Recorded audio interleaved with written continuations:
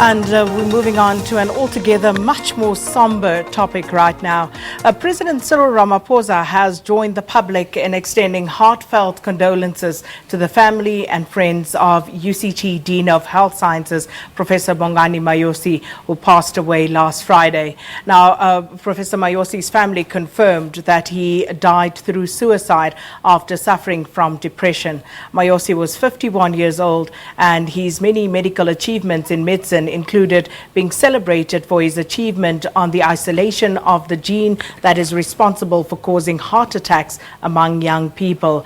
The discovery has been regarded as one of the most important advances in South African medicine since the first heart transplant that was conducted by Doctor Chris Barnard. And he was also awarded the country's highest honor, which is the Order of Mapungubwe in 2009.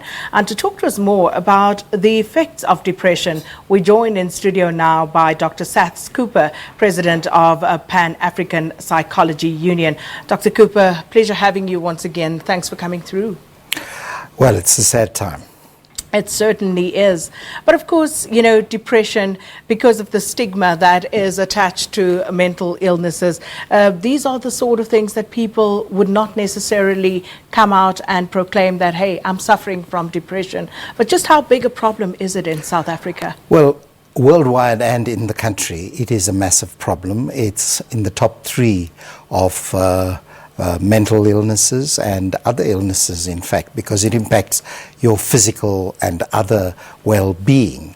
And it's been something that's been flagged for decades now by the World Health Organization as rising. It's not lowering in impact, it's rising. And when you think of depression, you've got to think of the Ds, the dejection, the desolation, the despair, the sense of utter hopelessness that the individual experiences. And the colossal irony here is that this is one of our leading medical schools, and colleagues ought to have been able to pick up the symptoms, because the symptoms are available to look at.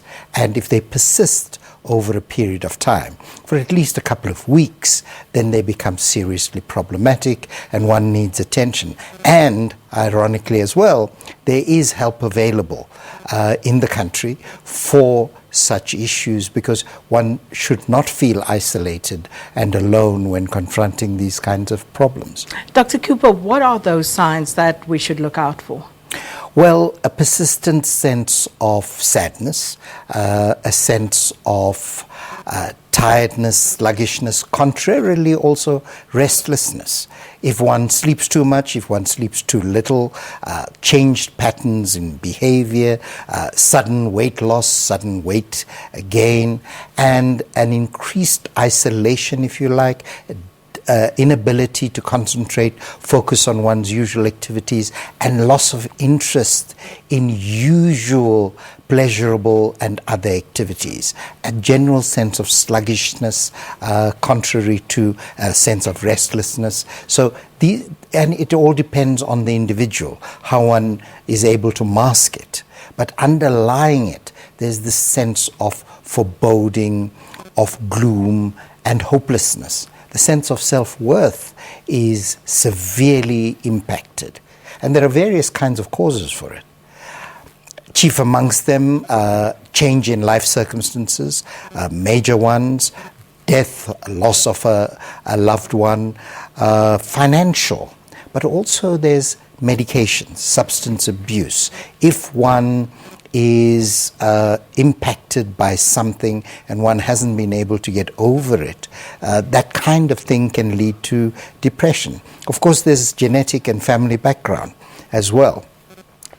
A lowered sense of the chemical serotonin in one's body does lead to a sense of depression. But this must happen for at least 2 weeks and consistently.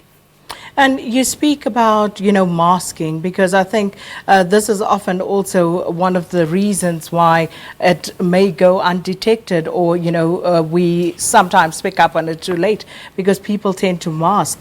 But is there a way that you can perhaps uncover that so that you can actually get to what is actually going on with the person? Well, if some of these symptoms that I've given persist and they are there for a while, one needs to be able to, and if one is a colleague, a friend, a family member, realize that this is happening and engage with the individual, because the individual feels a sense of guilt and hopelessness about this condition. That, well, it's raining on my parade all the time and I don't have the ability to seek help. Partly also because the health-seeking behavior for that kind of problem, because it is not directly physical. It impacts on the body, though, but it's not directly physical, it's emotional. Your thought patterns are disturbed. We feel ashamed about it. There's nothing to be ashamed about, because seeking help is the champion's way of going about it. And I think that's a perfect note on which to leave it, that it is the champion's way to actually seek help if you feel that you actually can identify with the symptoms described by Professor Cooper here, or as a family member, a friend, a colleague. If you notice that, then do reach out so that you can get help timeously to the sufferer. Well, thank you so much to Dr. Saths Cooper for speaking to us this morning, and we are going to take a short break, and when we come back, Morning Live will continue.